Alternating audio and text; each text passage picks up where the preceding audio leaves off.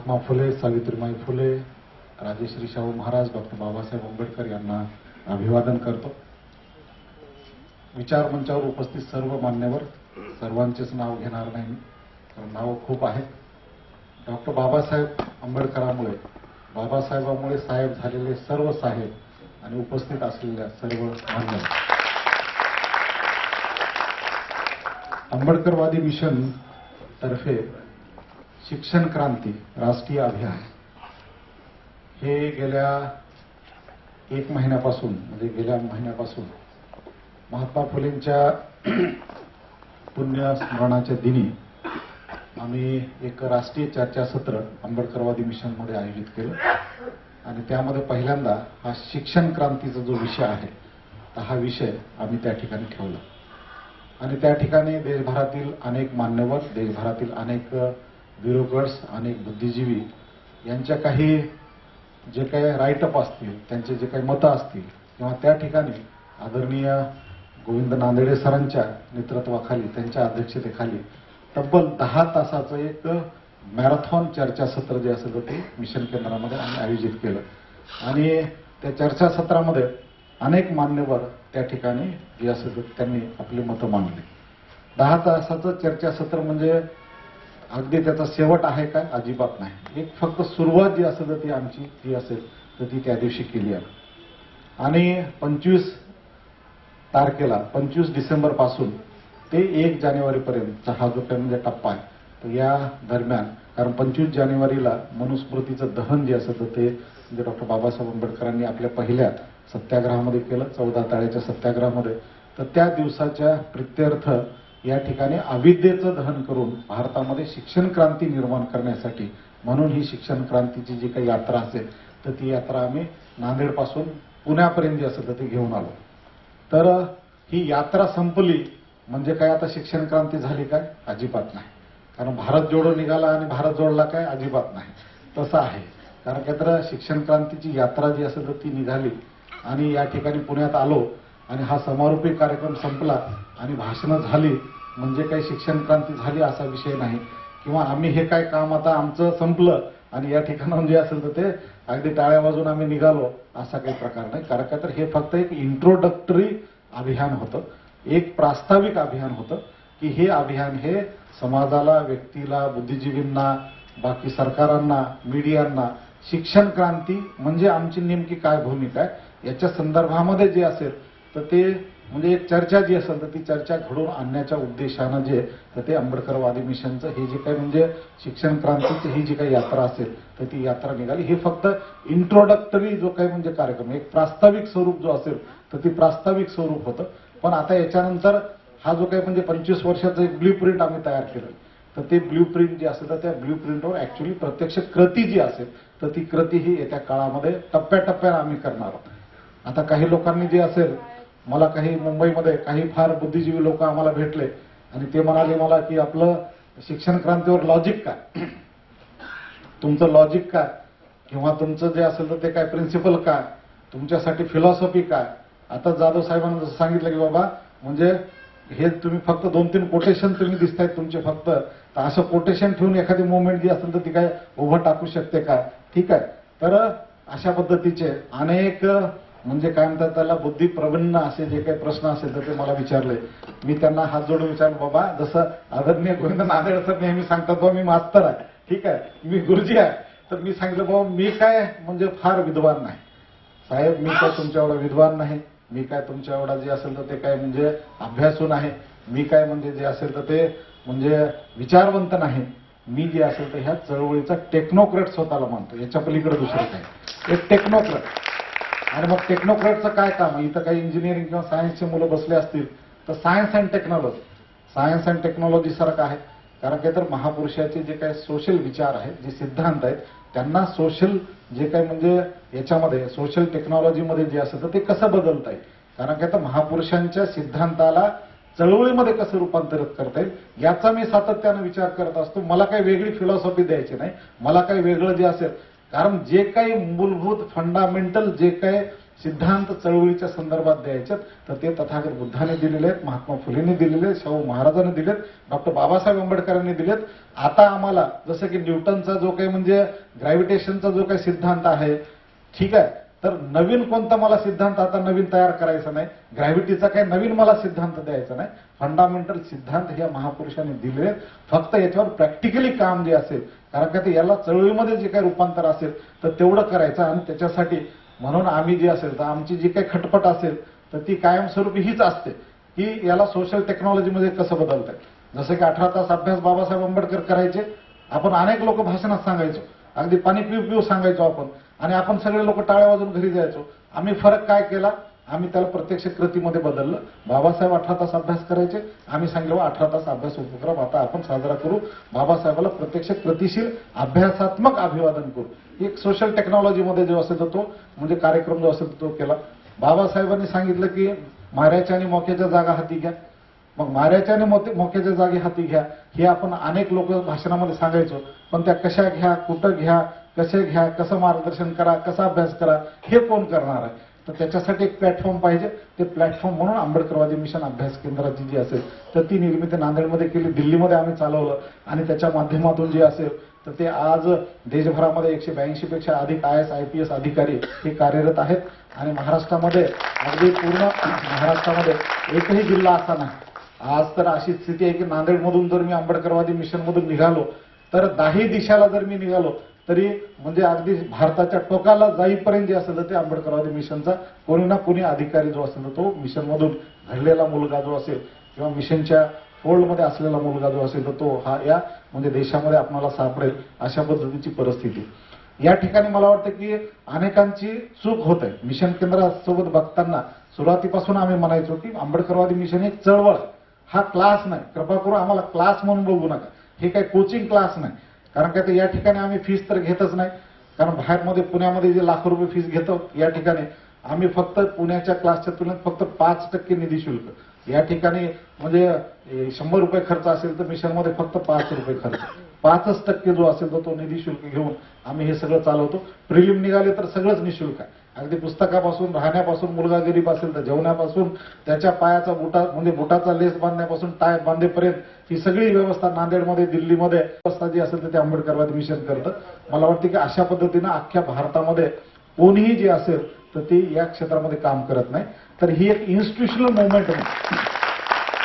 कारण आंबेडकरवादी मिशनकडे coaching class म्हणून कृपा करून कोणी बघू नये. आंबेडकरवादी मिशन हे चळवळीचं एक इन्स्टिट्यूशनल मुवमेंट आहे. ही जी संस्थात्मक चळवळ जी म्हणतो आपण तर ती संस्थात्मक चळवळ म्हणून आंबेडकरवादी मिशन जे असेल तर ते काम करतंय. या ठिकाणी आताच आदरणीय थोरात साहेबांसोबत, कारण फार ज्येष्ठ आहे, आदरणीय कांशीराम सोबत म्हणजे त्या पिढीचे हे म्हणजे आदरणीय म्हणजे थोरात साहेब आहेत. तर 2 मिनिटं मी त्यांच्यासोबत बोलताना मी सांगितलं त्यांना की भाई म्हणजे या ठिकाणी काका की मिशनचं काय उद्देश आहे. कारण काय तर कांशीरामजींनी बामशेप तयार केलं आणि बामशेपमध्ये अधिकारी झालेल्या, कर्मचारी झालेल्या लोकांना जोडलं आणि जे असेल तर ते मुवमेंट समजून सांगितली. मग आंबेडकरवादी मिशन काय करतं, झालेल्या अधिकाऱ्यांना जोडण्याचं किंवा कर्मचाऱ्यांना जोडण्याचं काम बामशेपनं केलं. आणि त्यांचं मत होतं की हे हिडन म्हणजे फोर्स सारखं आहे, हे जे असेल तर ते नॉन पॉलिटिकल रूट्स आहेत, तर यांचं काम जे असेल तर ते फक्त बॅकअप करायचं, चळवळीला आधार द्यायचं, चळवळीला साधनं द्यायचे, चळवळीला इंटेलेक्च्युअल जे असेल तर ते द्यायचं आणि तुम्हाला वेळ द्यायचा. तर हे उद्दिष्ट होतं बामशेपचं. मग आंबेडकरवादी मिशनचं जे असेल तर ते काय उद्दिष्ट आहे, तर आंबेडकरवादी मिशन जे असेल, कारण काय तर आताच मी उदाहरण दिलं काकांना की एखादी मूर्ती जर तयार करायची असेल, बुद्धाची मूर्ती त्या ठिकाणी आहे, तर साचा आपण एक तयार करतो आणि तो साचा जो असेल तर तो साचा हा म्हणजे ती मूर्ती जर बाहेर काढायची असेल तर तो साचा हा तोडावा लागतो. कारण का तो साचा हा दुसऱ्याला कामाला येत नाही. ठीक आहे, तर तुम्हाला जर मुवमेंट वेगळ्या पद्धतीने उभं करायचं तर तुम्हाला एक वेगळा साचा तयार करावा लागणार. कारण का तो जुन्याच साच्यामध्ये तुम्ही मूर्ती तयार करतो म्हणताल तर ती मूर्ती तयार होत नाही. त्याच्यामुळे मग आता नवीन साचा नेमकं काय करतो. आंबेडकरवादी मिशन जे असेल तर ते इन्स्टिट्यूशनल मुवमेंट म्हणत असताना नेमकं कसला साचा तयार केलेला आहे, तर आंबेडकरवादी मिशन सुद्धा एकीकडे तुम्ही तयार झालेल्या कर्मचाऱ्यांना कन्व्हिन्स करण्यासाठी संघटित केलं, तर इथं आम्ही आंबेडकरवादी मिशन मधून अधिकारी हे पैदा करून जे एकीकडे तुम्ही झालेल्या लोकांना कन्व्हिन्स केलं, इथं जे असेल तर ते होणाऱ्यांना जे असेल तर ते एक वेळेस चेअरवर बसल्यावर ते कुणी IAS IPS कोणी ऐकत नाहीत, म्हणून त्यांना होण्याच्या अगोदर फुले शाहू आंबेडकरांच्या विचारानं घडवून नंतर त्यांना अधिकारी करण्याची जी असेल तर ती प्रक्रिया म्हणजे आंबेडकरवादी मिशन.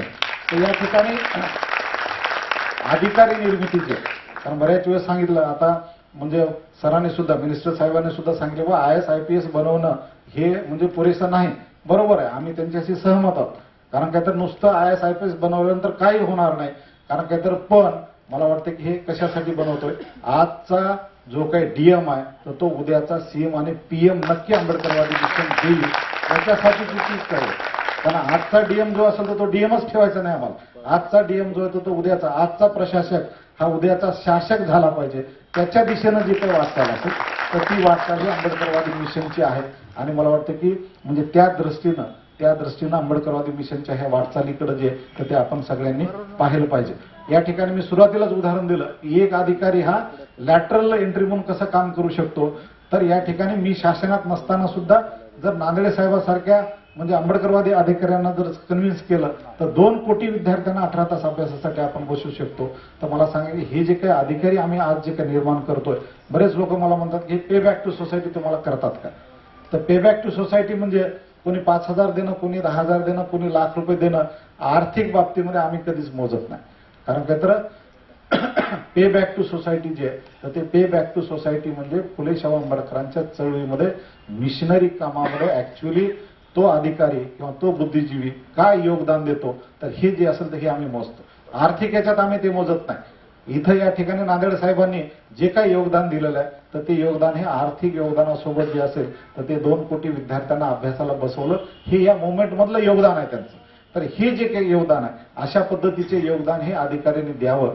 याच्यासाठी हे अधिकारी आणि नुसते अधिकारी नाही, या ठिकाणी नुसते अधिकारी बनवणं आमचा उद्देश नाही, तर आंबेडकरवादी अधिकारी जे असेल तर ते बनवणं हे मिशनचं उद्दिष्ट आहे.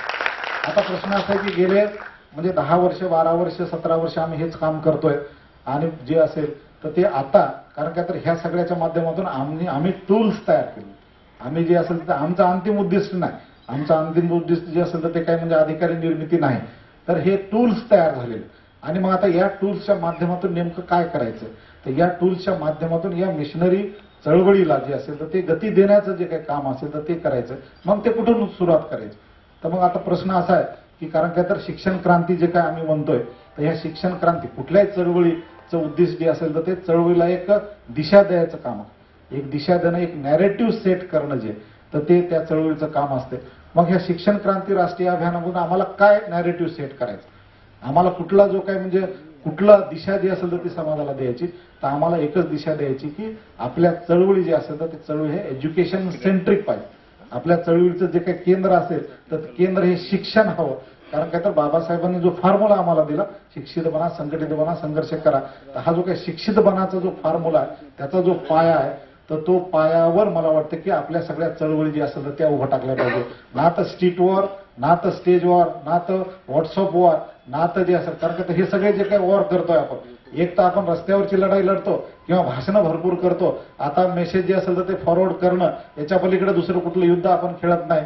तर मला वाटतं की ह्या सगळ्यापेक्षा एक ब्रेन वॉर असलं पाहिजे. आणि फुले शाहू आंबेडकरांची चळवळ ही ब्रेन वॉर आहे. तर त्या दिशेनं कशा पद्धतीनं चळवळी जी असते, कारण काय तर महाराष्ट्रामध्ये दुर्दैवानं आता सध्या मुवमेंट ही राहिली नाही. महाराष्ट्रामध्ये सगळा इव्हेंट करून टाकलेला, म्हणजे बाबासाहेबांच्या जयंतीचा मोठा इव्हेंट करतोय, बुद्ध जयंतीचा मोठा इव्हेंट करतोय, इव्हेंट होतोय. इव्हेंट म्हणजे मुवमेंट नाही. त्याच्यामुळे मला वाटतं की ह्या शिक्षण क्रांतीचा उद्देश काय, तर शिक्षण क्रांतीच्या या अभियानाचा उद्देश हा चळवळीला शिक्षण केंद्रित करणं, एज्युकेशन सेंट्रिक जे असेल तर ते करणं, हा या चळवळीच्या पाठीमागचा उद्देश आहे. इथल्या बुद्धिजीवींनी, इथल्या जे असेल तर नेत्यांनी, बाकी सगळ्यांनी थोडंसं आत्मचिंतन करून मला वाटतं की थोडंसं चिंतन करून आपल्या सगळ्या चळवळी काही रिसेट करता येतात का याच्यासाठी जे असेल तर ते विचार करावा. अन्यथा जे असेल तर मिशन केंद्र हे या सगळ्या चळवळींना एज्युकेशन सेंट्रिक राबवण्यासाठी म्हणून जे असेल तर ते कृतसंकल्प जे असेल तर ते आम्ही आहोत. सोबतच जे कारण का या ठिकाणी जसं सांगण्यात आलं की बाबा म्हणजे लीडर्स तयार झाली पाहिजे. मला वाटतं की महाराष्ट्रामध्ये लीडर्स कोणत्या चळवळीतून तयार झालेले, महाराष्ट्रामध्ये जे काही लीडर्स आहेत तर ते नामांतराच्या चळवळीमधून सगळे लीडर्स आहेत. अगदी गल्लीबोळापासून दिल्लीपर्यंत जे असेल तर हे सगळे आपले नेते मंडळी हे फक्त नामांतर चळवळीनं आपणाला दिलेले. या ठिकाणी देशामध्ये भ्रष्टाचाराच्या आंदोलनानं देशाला सगळे नेते दिले. जेपीचं आंदोलन जे झालं, लालू प्रसाद त्याच्यातच होता, मुलायम सिंग त्याच्यामधूनच तयार झाला, रामविलास पासवान जे असेल ते त्याच्यामध्येच तयार झाले, त्याच्यानंतर नितीश कुमार त्याच्यापासूनच तयार झाले. अगदी देशभरातले जे उत्तर भारतात आता सद्यस्थितीमध्ये जे नेते नेतृत्व करतात, तर त्या सगळे नेते जे असेल तर ते सगळे नेते ह्या जेपीच्या भ्रष्टाचाराच्या आंदोलनामधून जे असेल तर ते उभं टाकले. मला वाटतं की महाराष्ट्रामध्ये नामांतर आंदोलनामधून जे असेल तर हे सगळे नेतृत्व उभं टाकलं. मला वाटतं की येत्या काळामध्ये शिक्षण क्रांतीचं हे जे आंदोलन आम्ही सुरू केलेलं आहे, यामध्ये आमच्या शासनकर्ती जमात होण्याच्या चाव्या धरलेल्या आहेत. कारण का तर जी शिक्षण क्रांती म्हणतोय आम्ही, तर ही कशासाठी आहे, तर समाजाला शासनकर्ते जमात करण्यासाठी आहे. आणि ह्या शिक्षण क्रांतीमधून कारण ह्या शिक्षण क्रांतीमधून येत्या काळातून हे जे काही मुलं आपल्यासमोर दिसत आहेत, तर हे देशभरासाठी नेतृत्व डेव्हलपमेंटचं, लीडर डेव्हलपमेंटचं हे जे असेल तर ते शिक्षण क्रांती, ते लीडर डेव्हलपमेंटचा कार्यक्रम हा जो असेल तर तो म्हणजे प्रशासक निर्मिती हे आमच्यासाठी फार क्षुल्लक काम, म्हणजे प्रशासक निर्मिती जी असेल तर ते अत्यंतिक क्षुल्लक काम जे असेल ते आमच्या समोरचं आहे. ती पहिली पायरी आहे. पण मला वाटतं की येत्या काळामध्ये सीएमचा म्हणजे डीएमचा सीएम कसं करणं आणि डीएमचा जो असेल तर तो पीएम कसा करणं, तर हे आमच्या समोरचं महत्वाचं उद्दिष्ट आहे. आणि त्याच्यासाठी जो काही फॉर्म्युला बाबासाहेब आंबेडकरांनी आम्हाला दिला शिक्षित बना, तर त्या शिक्षित बनाच्या फॉर्म्युल्याचा पहिला टप्पा जो आहे तर तो क्रांतीमध्ये जोपर्यंत बदलत नाही आपण, कारण जोपर्यंत या देशामध्ये समाजामध्ये क्रांती शिक्षणाची क्रांती होत नाही तोपर्यंत मला वाटतं की आपलं शासनकर्ते जे असेल तर ते होऊ शकणार नाही. शिक्षण क्रांती जोपर्यंत होणार नाही तोपर्यंत जे असेल तर ते आर्थिक आणि बाकीच्या गोष्टी ज्या असेल त्या होणार नाहीत. आणि हे जे असेल हे काय म्हणजे दीपक कदम जे तर ते आपल्या स्वतःचे काही वेगळे सिद्धांत मांडतोय असं प्रकार नाही. कारण काय तर काही लोकांनी याला कोड जरी म्हणलं असलं, काही लोकांना वाटत असलं बा 4 कोटेशन एकत्रित करून आपलं काहीतरी म्हणजे कार्यक्रम सुरू आहे, तर असा काही कार्यक्रम सुरू नाही. मला वाटतं की बुद्धिजीवींनी पॉझिटिव्हली बघा याच्याकडे. कारण काय तर जे विचार करणारे आहेत, स्वतःला फार हुशार समजणारे लोक आहेत, तर यांनी जे असेल तर ते पॉझिटिव्हली बघा याच्याकडे. कारण काय तर हा जो काही शिक्षण क्रांतीचा सिद्धांत आहे तर हा बुद्धाच्या सम्यक दृष्टी या सिद्धांतावर अवलंबून. कारण काय तर मग आता सम्यक दृष्टी आणि शिक्षण क्रांतीचा काय संबंध आहे? मग बुद्धानं सांगितलं की बाबा बुद्धानं अविद्या हा सगळ्यात मोठा रोग सांगितला बुद्धाने. बाकीने शरीरातला दुसरा कुठला रोग नाही सांगितला बुद्धाने. अविद्या हा सगळ्यात मोठा रोग आहे अशा पद्धतीनं जे असेल तर ते बुद्धाने जे असेल तर ते सांगितलं. आणि मग प्रश्न असा आहे की मग सम्यक दृष्टीचा इथं काय संबंध येतो? तर आर्य अष्टांगिक मार्गामधला जो पहिला सिद्धांत आहे सम्यक दृष्टीचा, तर त्या सम्यक दृष्टीच्या पहिल्या सिद्धांतामध्ये बुद्धाने सांगितलं की सम्यक दृष्टी. मग बुद्धांना विचारण्यात आलं की सम्यक दृष्टी म्हणजे काय? तर बुद्धाने सांगितलं की अविद्याला नष्ट करणं हे सम्यक दृष्टीचं अंतिम उद्दिष्ट. म्हणजे एकीकडे बुद्ध सांगतात की अविद्या हा सगळ्यात मोठा रोग आहे आणि एकीकडे बुद्ध सांगतात की सम्यक दृष्टीचा सगळ्यात मोठा जो काय म्हणजे उद्दिष्ट आहे, अंतिम उद्दिष्ट आहे, तर ते म्हणजे अविद्या नष्ट करणं. मग बुद्धाला विचारण्यात आलं की अविद्या म्हणजे काय? मग बुद्धाने सांगितलं की अविद्या म्हणजे या ठिकाणी दुःख आहे आणि दुःखाचं निवारण आहे, हे म्हणजे जे असेल हे समजणं म्हणजे विद्या आहे. किंवा निसर्ग नियमावर आधारित हे सगळं पृथ्वी आहे, तर हे सगळं जे असेल हे मान्य करणं म्हणजे विद्या आहे. किंवा विज्ञाननिष्ठ आधारावर, कारण काही तर कुठल्याही पोथी पंथ किंवा बाकीच्या संदर्भामध्ये म्हणजे चुकीच्या मिथ्या बाबीवर विश्वास ठेवणं जे असेल तर ते अविद्या आहे. तर हे अशा पद्धतीचा प्रूफ असल्याशिवाय जे असेल तर त्या गोष्टी न मानणे, वैज्ञानिक जो दृष्टिकोन म्हणतो आपण, तर ती म्हणजे विद्या आहे.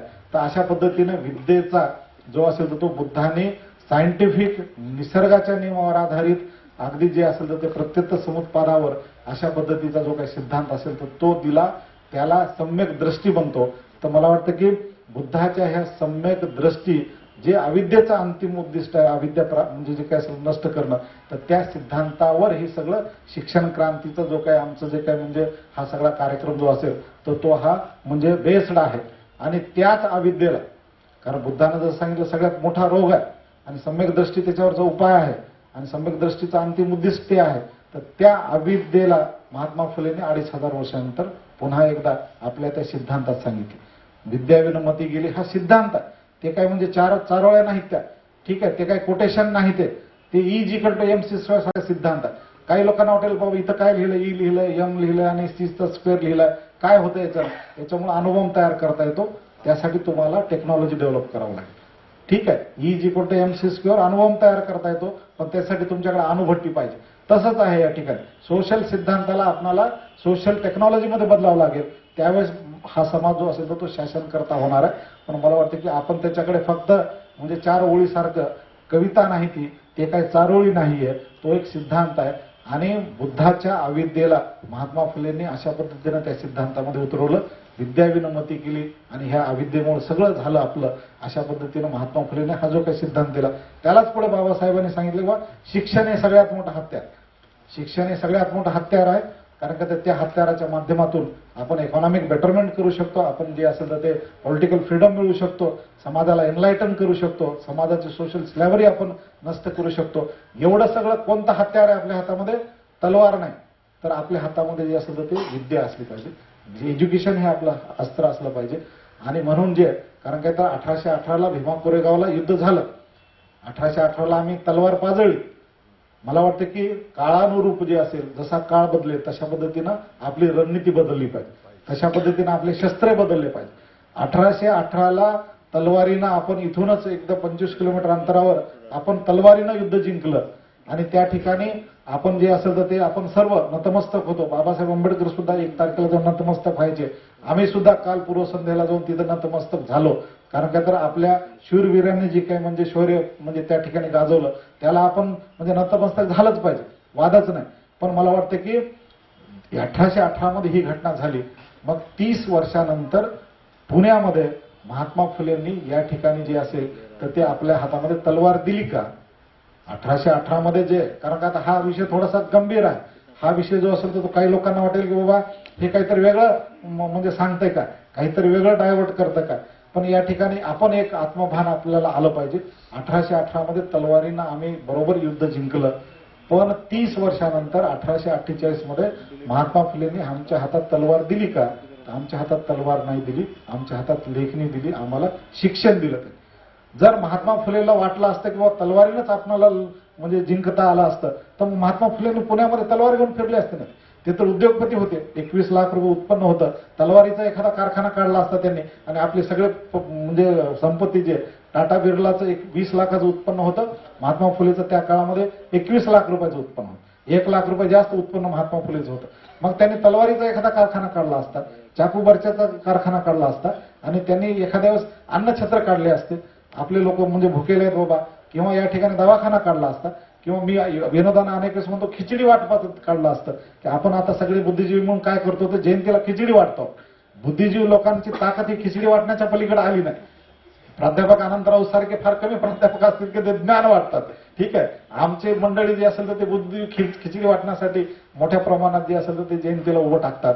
तर ही जी काही बाब आहे, महात्मा फुलेने खिचडी वाटली नाही, अन्नछत्र सुरू केले नाही, महात्मा फुलेने हातात तलवार दिली नाही, महात्मा फुलेने आम्हाला शाळा दिली, शिक्षण दिलं, लेखणी दिली आणि त्याच गोष्टीला बाबासाहेब आंबेडकरांनी पुढे लेखणी आणि कॉन्स्टिट्यूशन दिलं आपल्याला. मला वाटतं की इथे कुठेतरी आमचा विसर पडला, कारण एवढ्या सगळ्या बाबीचं प्रबोधन होत असताना मग प्रश्न असा आहे की आजची आमची शिक्षणाची स्थिती काय. तर शिक्षणाची स्थिती ही सांगते की पूर्ण भारत हा फक्त 27% पदवीधर शिकतो, पदवीपर्यंत 77%, 23% मुलं जे असेल तर ते एसटी समाजातले शिकतायत आणि एसटी समाजामधून फक्त 18% मुलं पदवीपर्यंत शिकतायत. म्हणजे अख्ख्या देशाचा 73% पाया जो असेल तर तो शिक्षणाचा कच्चा.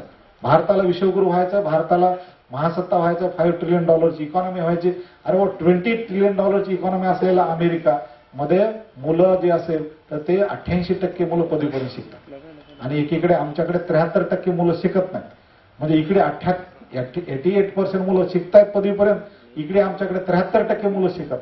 आताच मला काही संशोधनपर बाबी जी असं तर थोरात साहेबांनी माझ्यासमोर दिल्या राईटअप मध्ये की अमेरिकेमध्ये 1 लाख रुपये 12वीच्या मुलावर खर्च होतो आणि भारतावर किती होतो. म्हणजे फार मोठं, म्हणजे ही फार मोठी म्हणजे शोकांतिका. शोकांतिका म्हणजे आमचा फार मोठा मजाक जो असेल तो करून टाकलेला आहे.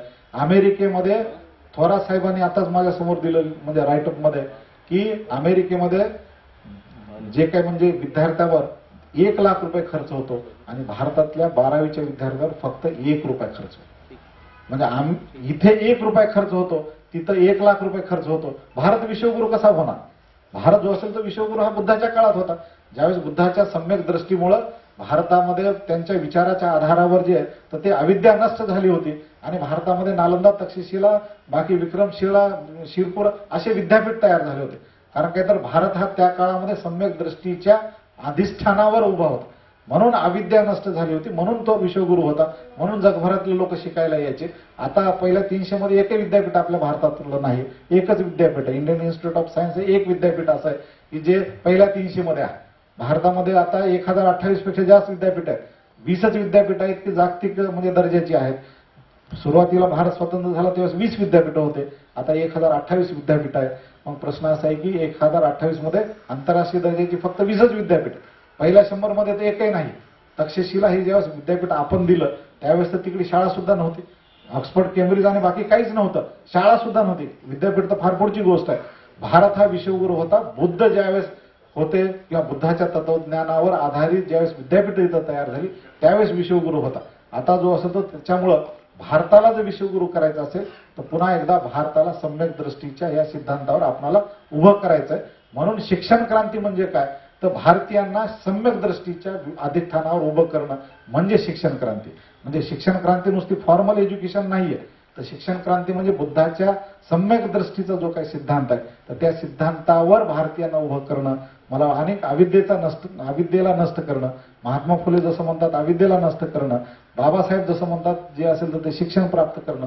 तर ती ज्यावेळेस आपण अचीव्ह करू त्यावेळेस मला वाटतं की या देशामध्ये शिक्षण क्रांती होईल आणि त्या दिवशी आपल्या हातामध्ये सत्तेच्या ज्या काही चाब्या असेल तर त्या येण्यासाठी सुरुवात जी असेल तर ती होईल.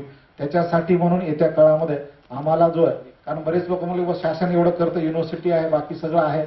मी अनेक भाषणात मी सांगतो की आपण शिकलो. या ठिकाणी विचारमंचावर सगळे साहेब आहेत. मी सुरुवातीलाच म्हणाले बाबासाहेबांमुळे साहेब झालेले सगळे साहेब. तर आपणाला कोणाला विचारलं की कसे काय शिकला, जर गच्चे सरांना विचारलं सर म्हणतो बाबासाहेबांमुळे शिकलो, महात्मा फुलेमुळे शिकलो.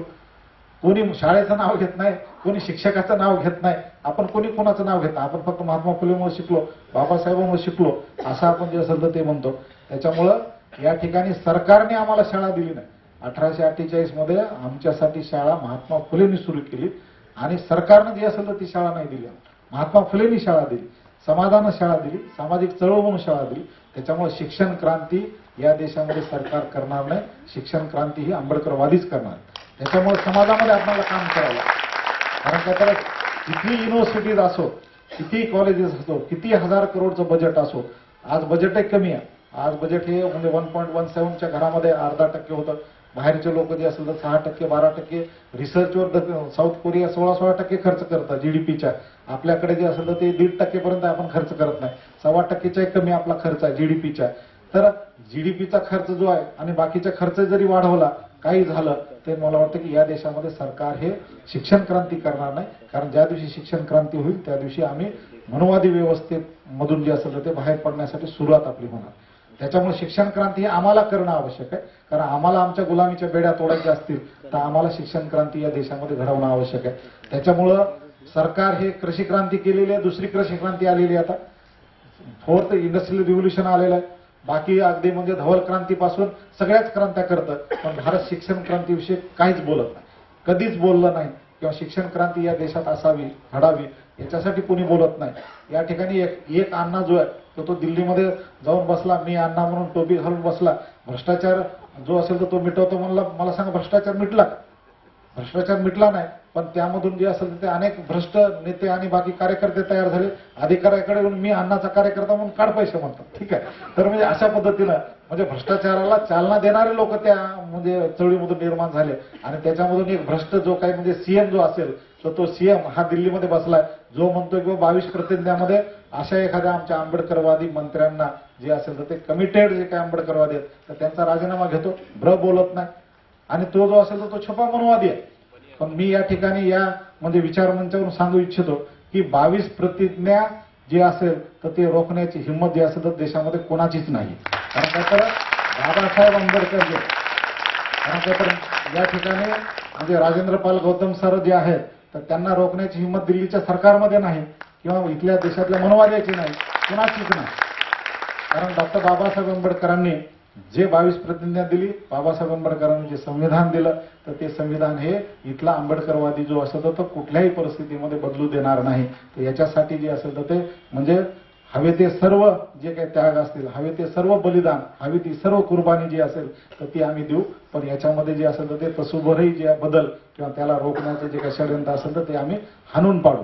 कारण का तर सरांनी सुद्धा राजीनामा दिला. सरांना या ठिकाणी आपण याच्यासाठी बोलवलंय कारण का तर शिक्षा आणि धम्म ही आपली परंपरा.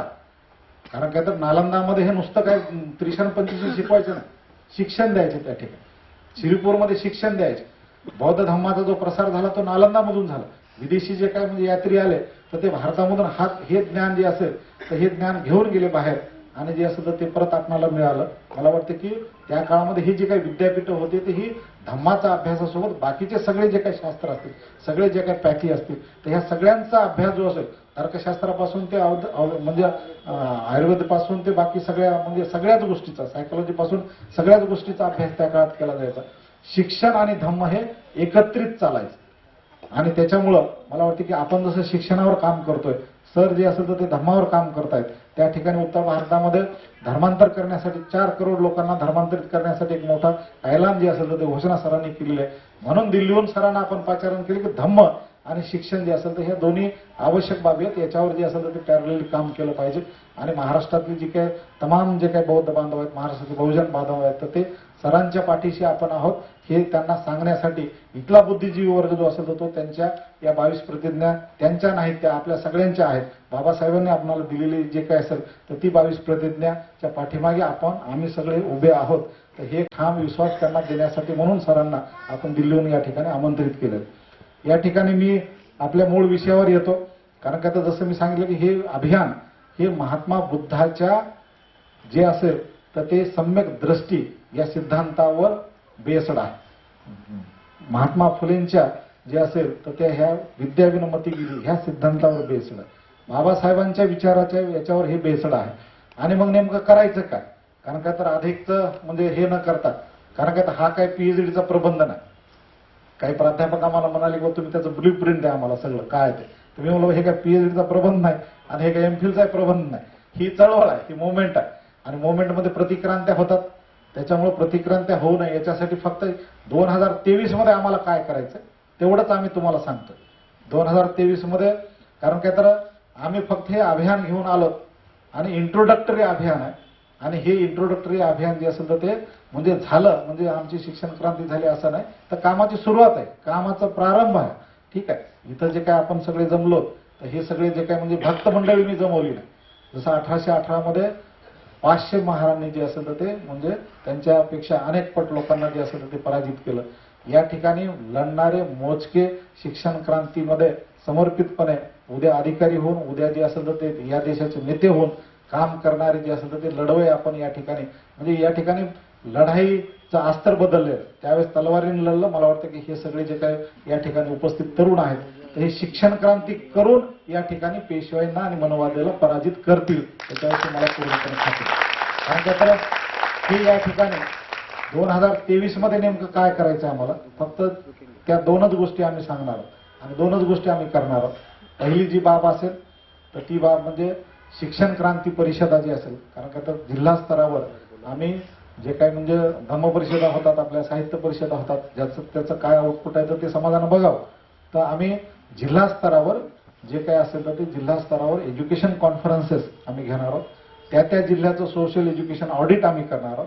त्या जिल्ह्यामध्ये जे असेल तर ते पूर्ण महाराष्ट्रासाठी मला वाटतं की पूर्ण महाराष्ट्रामध्ये ग्राम पातळीपासून अगदी गावामध्ये सुद्धा म्हणजे जे काही आंबेडकरवादी मिशनच्या शिक्षण जे काही समिती असेल तर त्या तयार करून सगळ्या जातीतल्या लोकांना एकत्रित करून बाबा तुझ्या लेकराची शिक्षणाची समस्या काय ते सांग.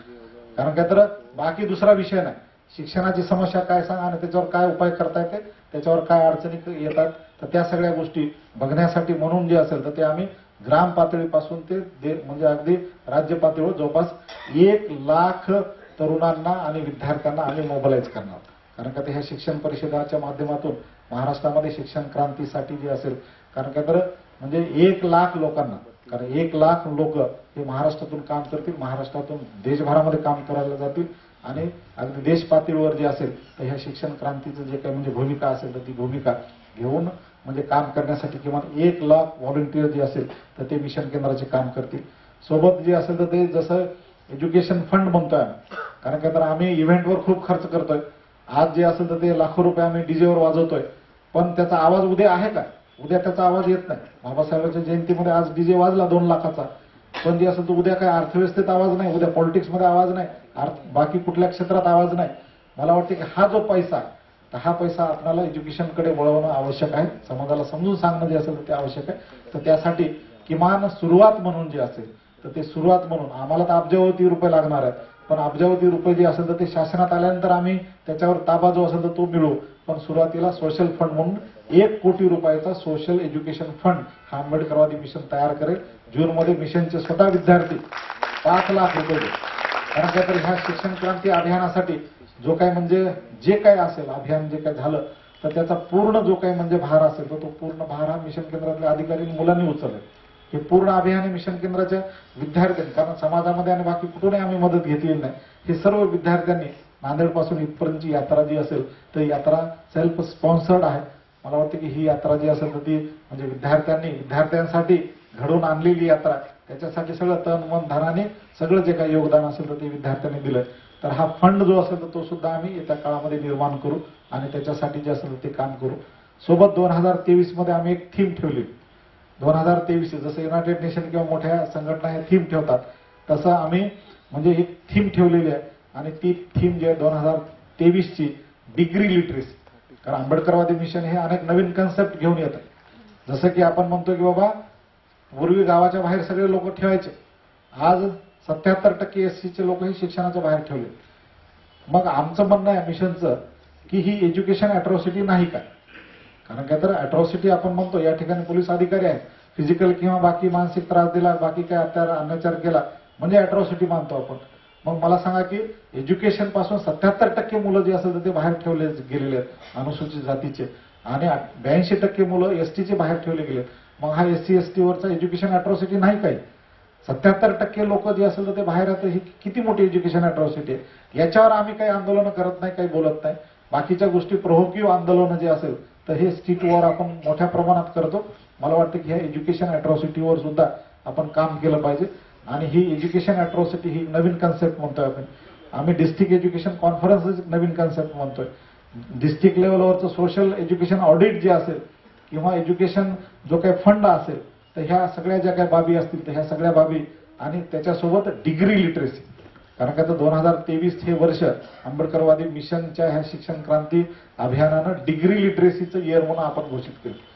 27% मुलं देशामध्ये पदवीपर्यंत शिकतायत. फक्त एका मुलाने, फार काय करायची गरज नाही, कोणी काय करोडो रुपये टाकायची गरज नाही आणि फार काय बलिदान करण्याची गरज नाही. एका साक्षर लोकांनी एका डिग्री झालेल्या, साक्षरता ही 5 वर्षावरून 7 वर्षावर आणलेली आहे. त्याचं जे काही मोजण्याचं पॅरामीटर आहे तर 7 वर्ष हे आणि अंकगणित आणि बाकी वाचणं वगैरे, तर ही साक्षरता आम्ही मानत नाही. आम्ही मानतोय की किमान डिग्रीपर्यंत एज्युकेशन घेतलेल्या लोकांना साक्षर मानतो. तुमचं पॅरामीटर बदला, अशा पद्धतीचे जे काय म्हणणं असेल. आणि मग आता देशामध्ये फक्त 27% डिग्री लिटरेसी आहे. ते प्रमाण जे असेल ते 100% करणं. जर अमेरिका 88% डिग्रीपर्यंत शिकत असेल तर भारत का नको. भारताला महासत्ता व्हायचं. भारत हा विश्वगुरु जो असेल तर तो झाला पाहिजे. भारत सुद्धा इकॉनॉमिक सुपर पॉवर जो असेल तर तो झाला पाहिजे. त्याच्यासाठी पहिली आड जी असेल तर ते भारत हा 100% डिग्री लिटरेसी झालं पाहिजे. 40% मुलं हे देशामधलं सर्वोच्च शिक्षण घेतले पाहिजे आणि 10% मुलांनी तरी किमान जगभरामधलं उच्च दर्जाचं शिक्षण जे असेल ग्लोबल ट्रेंडनुसार ते घेतलं पाहिजे. 10%, 40% आणि 100%. तर हे जगभरातल्या सगळ्या प्रगत देशाच्या म्हणजे तिथल्या शिक्षणाच्या पद्धतीचा आढावा घेऊन आणि बाकी त्याचं रिसर्च करून आम्ही हे 10, 40 आणि 100% म्हणतो. त्यामध्ये आमचं 100% मुलं हे पदवीपर्यंत शिकले पाहिजेत. याच्यासाठी करायचं काहीच नाही. यावर्षी बाबासाहेब आंबेडकरांची जयंती असो, फुलेंची जयंती असो, अगदी शाहू महाराजांची जयंती असो, अहिल्यादेवींची जयंती असो, अण्णाभाऊ साठेंची जयंती असो, या ठिकाणी आपणाला मुलांना पदवीपर्यंत शिक्षण घ्या अशा पद्धतीचं प्रबोधन जर आम्ही करायला सुरुवात केली आणि फक्त एका साक्षर मुलाने दुसऱ्या असाक्षर मुलाचा हात धरायचा, एक जो काही डिग्री लिटरेसीवाल्यांनी दुसऱ्या असाक्षर मुलाचा हात धरायचा, त्याला जर आम्ही बाहेर काढलं, फक्त एकाला जर बाहेर काढलं तर 27% वरून आम्ही 54% वर जे असेल तर ते पुढच्या 3च वर्षात जाणार. पुढच्या 10 वर्षामध्ये आम्ही भारताला 100% डिग्री लिटरेसीकडे सरकार खर्च करो न करो, प्रेरणा खूप महत्वाची. इथं आपण बसलेले जे असेल तर ते का शिकलो म्हणलं की बाबासाहेब म्हणून शिकलो म्हणतो. काय तर ती प्रेरणा.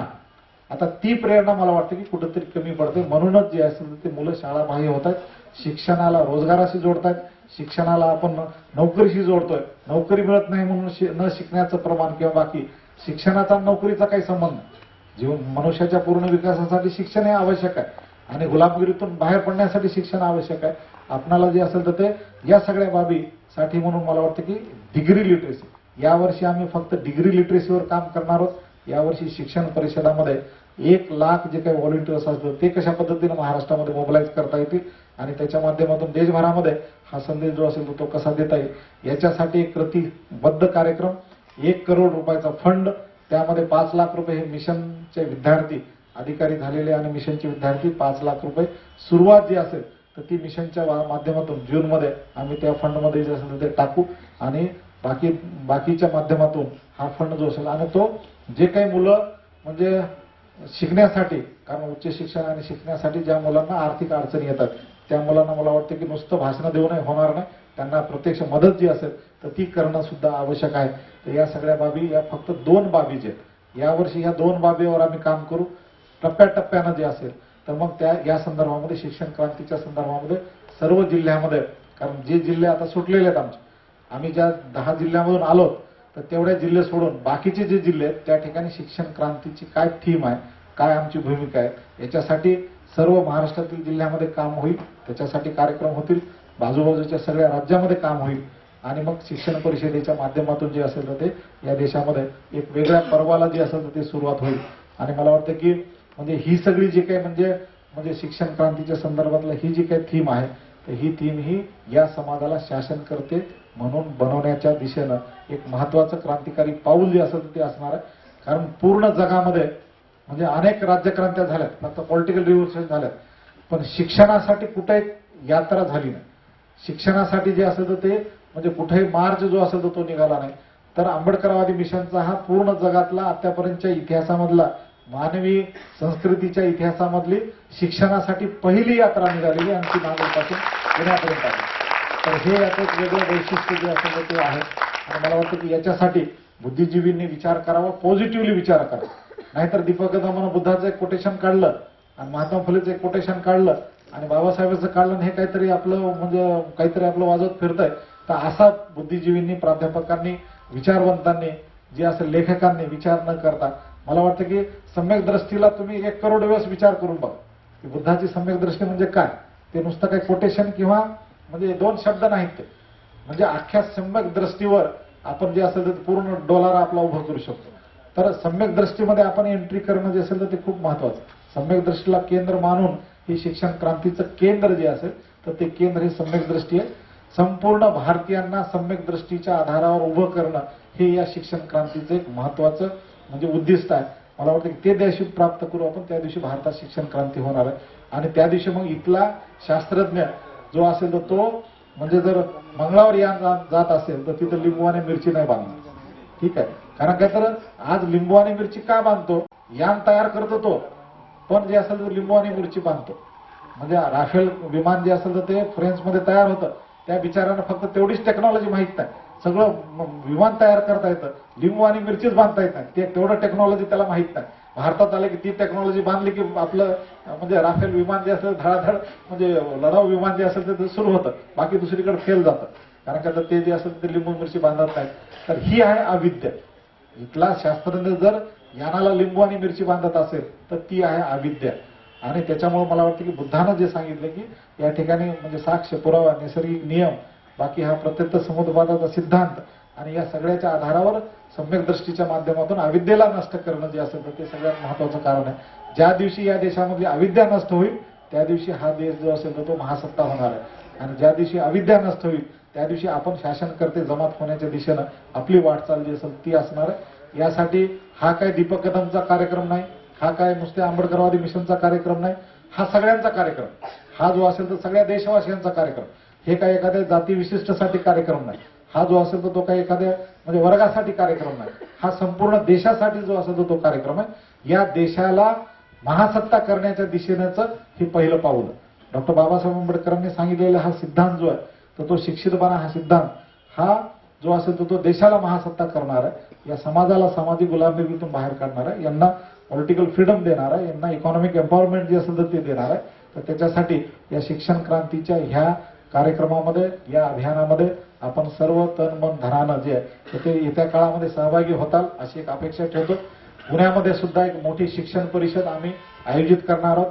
या ठिकाणी आदरणीय जाधव साहेबांनी सांगितल्याप्रमाणे म्हणजे 1 तारखेला जे तर ते इथं सर तुम्ही येऊ नका, कारण का इथं एखाद्या विरोध होईल किंवा जे असेल तर इथं लोकच येणार नाही अशा पद्धतीचं जे असेल तर ते म्हणजे सरांची भीती ही रास्त होती आणि ती मलाही भीती होती ती, कारण काय तर भीती म्हणण्यापेक्षा आम्ही इव्हेंटला महत्व देणारे लोक, त्याच्यामुळे मी इथं जे काही जमलेले आहेत लोक तर हे इव्हेंट सोबत मुवमेंटला सुद्धा जे असेल तर ते महत्व देणार. प्रत्यक्ष लढणारे लोक आहेत, जसं तिथं भीमा कोरेगावला 1811 मध्ये लढले तसे या ठिकाणी म्हणजे लढणारे लोक आहेत. आपण भीमा कोरेगावला अभिवादनही केलं आणि या ठिकाणी मला वाटतं की संपूर्ण महाराष्ट्रातील संपूर्ण भारतातील आंबेडकरवाद्यांना एक दिशा द्यायची आपल्याला की 1 तारखेला तुम्ही सकाळी भीमा कोरेगावला जा, पण मला वाटतं की सायंकाळ तुमची जी असेल ते महात्मा फुलेंच्या वाड्यावर आणि शाळेवरच झाली पाहिजे. तर हा जो काही म्हणजे संदेश आहे या शिक्षण क्रांतीमधून, कारण काय तर प्रवाहाच्या विरुद्ध व्हायचा, प्रवाहाच्या इथून म्हणजे पूर्ण लोंढा जो असेल तो तिकडे जातोय आणि आम्ही तिकडून जे असेल तर ते आज पुण्यात आलो. तर आम्हाला ह्या पूर्ण लोकांना एक दिशा द्यायची की सकाळी भले म्हणजे ते शौर्य तुमच्या अंगात येऊ द्या, पण ती तलवार जी असेल तर तलवार नाही तर आपल्याला हातामध्ये कलम घ्यायची. तर सायंकाळ आपली शेवट जो असेल तर तो इथंच झाला पाहिजे, पुण्यात झाला पाहिजे. सकाळी जितके करोडो लोक आहेत तिथं जमतात, तेवढेच करोडो लोक जर पुण्यात घुसवले आपण तर मला वाटतं की इथली जे काही पेशवाई असेल तर इथून पळून जाईल.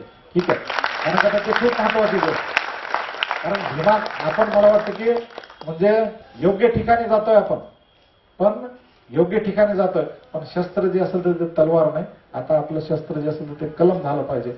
भीमा कोरेगावला आपण नक्कीच गेलं पाहिजे, पण सकाळी भीमा कोरेगावला अभिवादन करून भीमा कोरेगावला अभिवादन करणारा प्रत्येक भीम अन्वयी हा महात्मा फुलेकडे येऊन नतमस्तक झालाच पाहिजे. त्या दिवशी जे असेल ते मला वाटतं की योग्य दिशेला आपण जातोय, अशी दिशा जी असेल तर आपण ती योग्य दिशा योग्य नॅरेटिव्ह सेट करणं, याच्यासाठी कधी कधी प्रवाहाच्या विरुद्ध जे असेल तर ते काही कार्यक्रम द्यावे लागतात, काही गोष्टीची रिस्क जी असेल तर ती घेतली आम्ही या ठिकाणी. आणि आज मोठ्या संख्येनं पुणेकर जे असेल तर बुद्धिजीवी म्हणजे मोठ्या प्रमाणात या ठिकाणी म्हणजे उपस्थित आहेत. अनेक लोक जे जाधव साहेब सुद्धा 1.5 तास इथं म्हणजे ट्रॅफिकच्या याच्यामध्ये अडकले, आम्ही स्वतः अडकलो. आम्हाला वाटत होतं की म्हणजे कार्यक्रमाला आपण जातो की नाही, ठीक आहे प्रेक्षक येतील आणि टाइम होऊन जाईल. तर म्हणजे या ठिकाणी ट्रॅफिकमुळे सुद्धा अनेक विद्यार्थी आमचे अनेक जे काही म्हणजे इथे येण्यासाठी उत्सुक असलेली मंडळी ही येऊ शकले नाही. माझा फोन वाजून अक्षरशः बंद होऊन गेले, म्हणजे इतके मिस कॉल होते मला, तर मी अक्षरशः बंद करून टाकला होतो की म्हणजे त्यांचे मेसेज हेच होते की आम्ही ट्रॅफिकमुळे येऊ शकत नाही. या ठिकाणी जी काही मंडळी या ठिकाणी आली त्यांनी मला वाटतं की शिक्षण क्रांतीच्या या भूमिकेला आपण समजून घेताल, या ठिकाणी म्हणजे त्यामध्ये पुढच्या काळामध्ये आपण योगदान देताल अशा पद्धतीची अपेक्षा ठेवतो. या ठिकाणी पुन्हा एकदा आदरणीय राजेंद्रपाल गौतम सर दिल्लीहून आले, आपला अमूल्य वेळ दिला त्यांनी. न्यूझीलंडवरून जे डॉक्टर राज सर या ठिकाणी आले, सिंग साहेब दिल्लीहून आले. या ठिकाणी चारही म्हणजे मान्यवर ज्यामध्ये खरं म्हणजे यांनी हा पुरस्कार जो असेल तो स्वीकृत करून आम्हाला या ठिकाणी म्हणजे एक प्रोत्साहन दिलेलं आहे. एवढे जे काही बुद्धिजीवी मंडळी, कारण या शिक्षण क्रांतीच्या ह्या विचारपीठावर आपली उपस्थिती जी असेल तर ती उपस्थिती म्हणजे ह्या 4 बुलंद तोफा आहे आणि ह्या 4 बुलंद तोफा आमच्यासोबत जसं पूर्वीच्या काळामध्ये लढायचो आपण, किंवा ही तोफ आहे आपल्याकडे जसं हौजर तोफा होत्या म्हणून कारगिल आपण जिंकलो, तसं हे 4 आमच्या तोफा आहेत, हे बुद्धिजीवी तोफा आहेत. तर ह्या आमच्या म्हणजे आमच्या सोबत आहेत. त्याच्यामुळे मला वाटतं की आमची हिंमत जी असेल तर ती नक्कीच वाढलेली आहे. आणि बुद्धिजीवी लोकांचं हे जे समर्थन आहे, या एकीकडे 2 सायंटिस्ट आहेत, एकीकडे महाराष्ट्राचं शिक्षण खातं सांभाळलेले म्हणजे आदरणीय नांदेडे साहेब आहेत. कारण काय तर आता ते आमचं एकच काम आहे, अगदी सकाळ संध्याकाळ शिक्षण क्रांती, आणि जे असेल तर ते खेड्यापासून ही सगळी सुरुवात जी असेल तर ती आमची होणार आहे. आणि दररोज आणि बाकी म्हणजे वेगवेगळ्या राज्यामध्ये सुद्धा म्हणजे सर हे आमच्या सोबत राहणार आहेत. सोबतच आदरणीय अनंत राऊत सर हे या ठिकाणी आहेत. ही सगळे बुलंद जे काही मान्यवर आहेत यांनी हा पुरस्कार स्वीकृत करून एक प्रकारचा आमचा विश्वास आणि आमचा जो हौसला असेल तो वाढवलाय. बऱ्याच दिवस आपण झेरॉक्स काढतो त्याच्यावर अधिकाराचं अटॅस्टेशन घेतो आपण, तशा पद्धतीने ह्या चळीवर ह्या 4 मान्यवरांचं अटॅस्टेशन झालं असं आपण या ठिकाणी गृहीत धरू. त्यांचे आभार या ठिकाणी जे असेल ते व्यक्त करू. कारण ही सगळी मंडळी या ठिकाणी जाधव साहेबांपासून आणि आमच्या नांदेडचे प्रशासनातले चितामह म्हणून ज्यांना आम्ही ओळखतो आणि प्रत्येक कार्यक्रमात म्हणजे तन मन धनानं ते उपस्थित असतात. आदरणीय आर के गायकवाड सर, कारण की आता ऐन वेळेस मुलांची राहण्याच्या व्यवस्थेपासून म्हणजे 2 दिवसापासून सर या ठिकाणी तळ ठोकून आहे. 2 दिवस झालं.